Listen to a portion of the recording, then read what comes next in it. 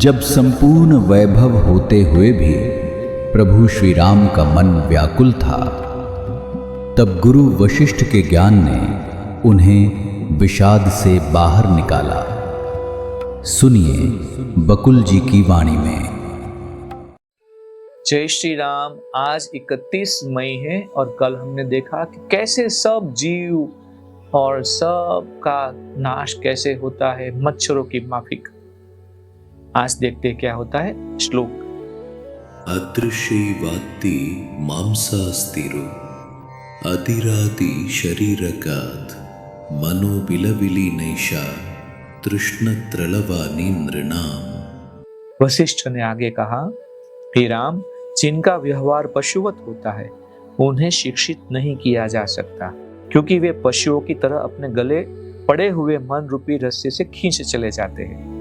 इसलिए ज्ञानी लोग ऐसे लोगों को शिक्षा देने की सोचते ही नहीं जिन्होंने अपने मन को जीता ही नहीं होता। मूर्ख लोगों को नहीं ज्ञान देते। ऐसे लोग हर तरह से दयनीय होते हैं। इसके विपरीत ज्ञानी लोग ऐसे लोगों के दुख दूर करने का प्रयत्न करते हैं जिन्होंने अपने मन पर विजय प्राप्त कर ली होती है और आत्म अनुसंधान करने के लिए परिपक्व होते हैं। जब चेतना में वस्तुनिष्ठा का विचार उत्पन्न होता है तो वह सीमित और आबद्ध रहती है।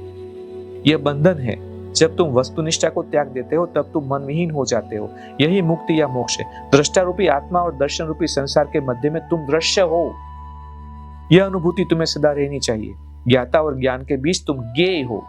यह जानकारी ही आत्मज्ञान है।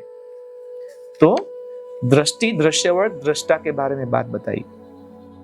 जब आत्मा अपने को भूलकर दृश्य तथा अनुभूत पदार्थों से तादात्म्य स्थापित कर लेती है तो वह अशुद्ध और मलिन हो जाती है। फिर लालसा रूपी विष उत्पन्न होता है। लालसा भ्रम को और उग्र बना देता है। संसार में जो भी दुख और विपदाएं हैं वे सभी लालसा के ही फल है। हे राम, यह लालसा अदृश्य और सूक्ष्म होने पर भी शक्ति के रक्त, मांस और हड्डियों को खा जाती है। किसी समय तो लगता है कि यह लालसा समाप्त हो गई है, परंतु दूसरे क्षण यह विस्तार प्राप्त कर लेती है। जब लालसा का अंत हो जाता है तो जीवन शक्ति शुद्ध हो जाती है और व्यक्ति के हृदय में दिव्य गुणों का अवतरण होता है। लालसा की धारा अज्ञानी व्यक्ति के हृदय में ही प्रवाहित होती है। जिस प्रकार चारों के लोभ में पशु जाल में फंस जाता है, उसी तरह अपनी लालसाओं का पीछा करते हुए व्यक्ति नरक में पहुंच जाता है।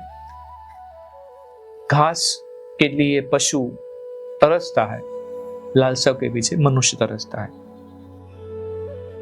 लालसा यद्यपि दिधियाने के लिए विवश करती है, परंतु यह लालसा ही है जिसको फलस्वरूप सूरज पृथ्वी पर प्रकाश बिखेरता है। हवा चलती है, पर्वत स्थित है और पृथ्वी जीवों को धारण करती है। तीनों लोगों का अस्तित्व भी लालसा के कारण ही है।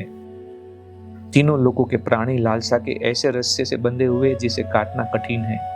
इसलिए हे राम, लालसा का त्याग करने के लिए सोच विचार करना छोड़ो। मन सोच विचार के बिना रह ही नहीं सकता।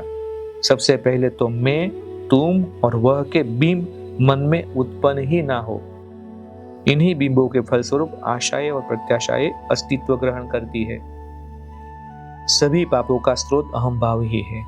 इस अहम भाव की जड़ को अनहम, अहम के ज्ञान की तलवार से काट दो और भय से मुक्त हो जाओ।